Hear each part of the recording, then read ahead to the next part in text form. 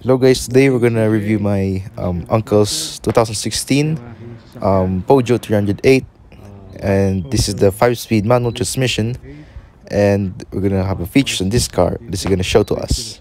For that, please hit the subscribe and share this video, and let's get started.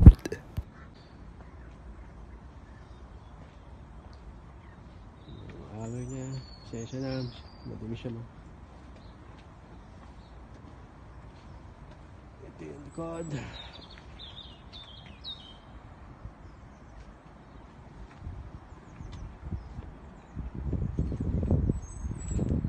Start natin siya.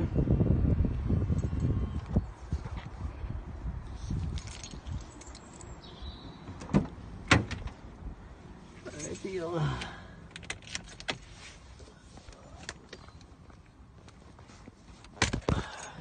Needed limit supply up to £1,500 within 24 hours after claim checks. 8 AM to 6 PM, Monday to Friday except bank holidays. it's a manual transmission, CJ. Push button handbrake. Mayroon siyang radio, tapos CD. Meron din siyang cruise control, speed limiter, may camera.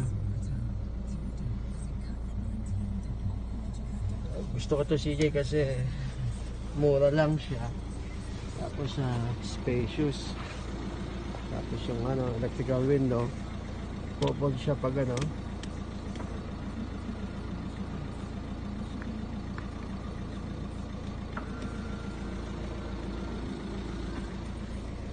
ayan, yun yung harap niya.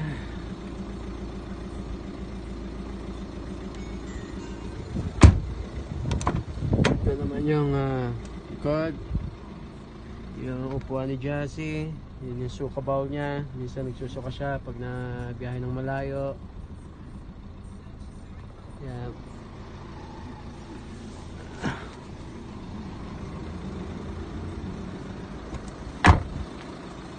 Yun yung likod niya. So meron siyang upper deck and lower deck na compartment. So, laki siya.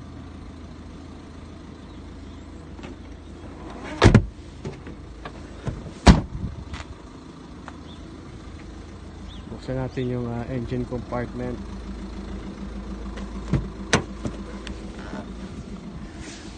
Switch natin yung hazard para makita mo.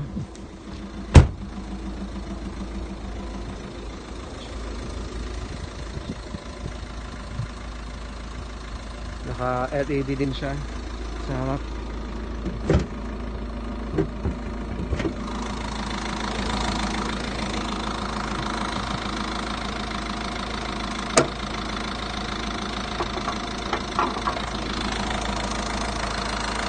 Yung ating engine, madali, hindi nadilinis. So far so good naman.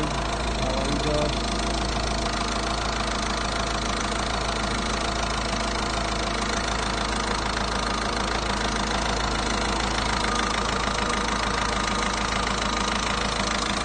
Ito yung tubig or sa screen, yung sa radiator. Ito naman yung sa steering oil. So ito yung fuse box.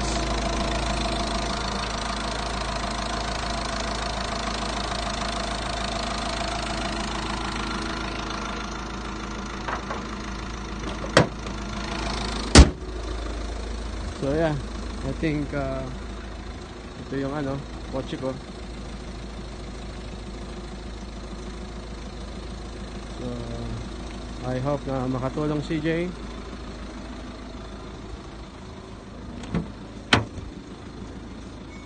Okay. So natin yung features.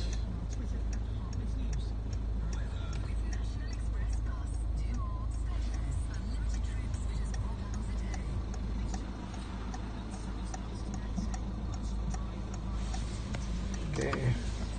Bye, CJ. Sana pag may tanong ka, message mo lang ako. Pasensya ka na sa video.